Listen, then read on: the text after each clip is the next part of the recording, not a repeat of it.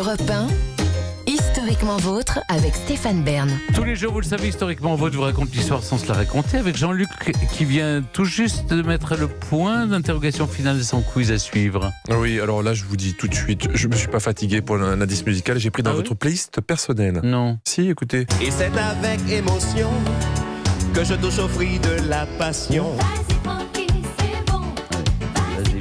Ça, c'est votre playlist, hein, Stéphane? Non, pas vraiment, mais c'est sympa. La spéciale soirée coquine à Thierry. Non, on adorerait, mais non. Dites-moi, vous allez parler de quoi? Vas-y, Francky, c'est bon. Il y avait un gros indice quand même, hein. D'après vous. Frank Sinatra? Non, pas du tout. Non, mais de quoi il parlait le monsieur? Les fruits de la passion. Les fruits de la passion, ça sera le sujet, exactement.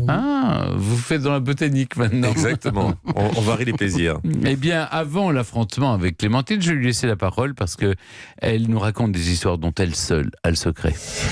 Dans l'intimité de l'histoire. Aujourd'hui, Clémentine, le secret est bien gardé, peut-être mieux que le trésor lui-même. Vous nous racontez ce trésor que renfermait jusqu'en janvier 1943 le palais Catherine de Tsarskoïe Selo en Russie. La fameuse chambre d'ambre que les nazis ont hélas démontée et emportée. Oui, mais dites donc Stéphane, j'aimerais bien être la seule à en avoir le secret. Hein. Je ne serais pas ici à jouer les chroniqueuses. Là, je ne sais pas où je serais d'ailleurs. Mais bon. Alors en tout cas, cette chambre d'ambre, qui a été son commanditaire, quelle est son histoire? C'était le roi de Prusse, Frédéric Guillaume Ier. Il voulait, c'est comme Ramsès, hein, quand vous êtes roi, vous pouvez en faire des projets. Alors lui, il voulait, dans son beau château de Charlottenbourg, avoir une belle chambre dorée. C'est normal, ça c'est dans la nature des choses quand on est souverain. Et cette chambre a demandé quand même 6 ans de travail. Elle a été commencée en 1701. Elle a été réalisée par des artisans d'ambre, c'est-à-dire vraiment des spécialistes de cette matière qui est fragile et qui étaient pour l'essentiel allemands et danois. Ce sont d'immenses panneaux d'ambre agrémentés de miroirs dorés à la feuille d'or et de mosaïques en pierre semi-précieuses. Des milliers d'heures de travail, 6 tonnes d'ambre pour réaliser ce chef-d'œuvre.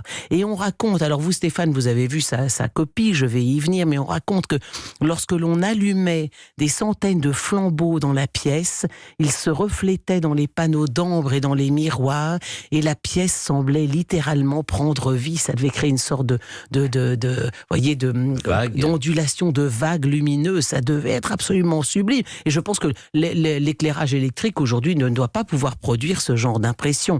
Alors comment est-elle arrivée en Russie? C'est parce qu'en 1716, Pierre le Grand était de passage à la cour du roi de Prusse. Ils avaient à l'époque, ils sont tous les deux hostiles à la Suède, ils sont alliés contre la Suède, donc l'aide du tsar est extrêmement précieuse, ça vaut bien un petit cadeau significatif. Oui, comme Pierre le Grand est tombé en arrêt devant cette chambre d'ambre, eh bien, Frédéric Guillaume dit, écoute Pierre, cette chambre te plaît, mais va, je te l'offre, grand seigneur munificent, on la démonte. Elle fait le voyage donc en pièces détachées jusqu'à Saint-Pétersbourg, au palais d'hiver. Et 40 ans plus tard, 1755, on la transporte au palais Catherine à Tsarskoïe Selo à la demande de l'impératrice Élisabeth Petrovna. Elle est alors agrandie et elle va atteindre jusqu'à 55 mètres carrés. C'est une grande pièce. Vient la Seconde Guerre mondiale. La chambre va immanquablement attirer l'attention des nazis, d'autant qu'à l'origine, c'est quand même une production allemande. Alors, comme elle est intransportable, elle est quand même trop délicate. On avait fait le voyage, mais enfin, on se dit, on va pas la démonter complètement, on essaie de la cacher, on l'escamote, on la dissimule derrière des papiers peints.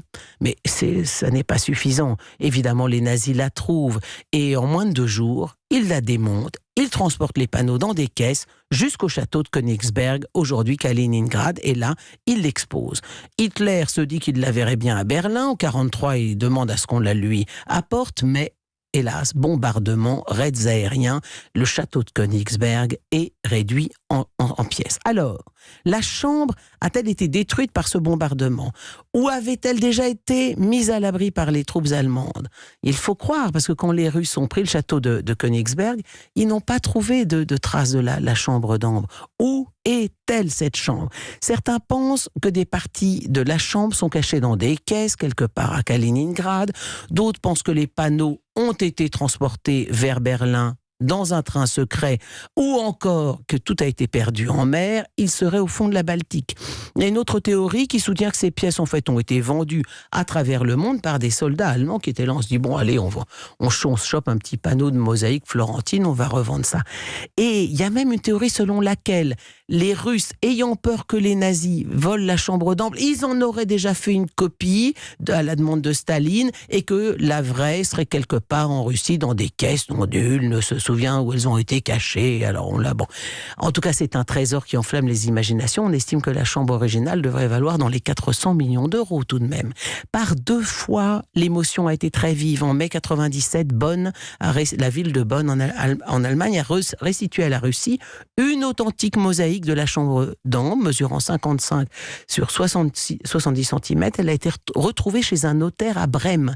Et c'était donc un vrai morceau de l'authentique chambre d'ambre. On a aussi retrouvé un coffre qui faisait partie de la chambre. En tout cas, quand même, une dernière petite précision pour les amateurs de chasse au trésor. Chambre d'ambre se dit en allemand Bernsteinzimmer. Troublante homonymie. Comme par hasard. Et si la chambre d'ambre n'était ni à Kaliningrad, ni au fond de la mer Baltique, mais tout simplement chez Monsieur Bern, à Tiron-Gardais. Non. Ne rêvez pas. Moi, je crois à ça. J'adorerais. Non, quand même, hein. Bernstein, moi, vous ne m'ôterez pas de l'idée qu'il y a quelque chose qui cloche là-dedans. Non, ça veut dire la pierre de... Oui. Vous noyez le poisson, mais elle a raison, Clémentine. Mais non. Merci Clémentine, maintenant c'est le moment de l'émission, vous le savez chers auditeurs, je ne contrôle plus rien. C'est vous Jean-Luc qui prenez la main pour le quiz Born to be Alive. Mais d'abord on écoute Julien Doré sur Europe 1, nous.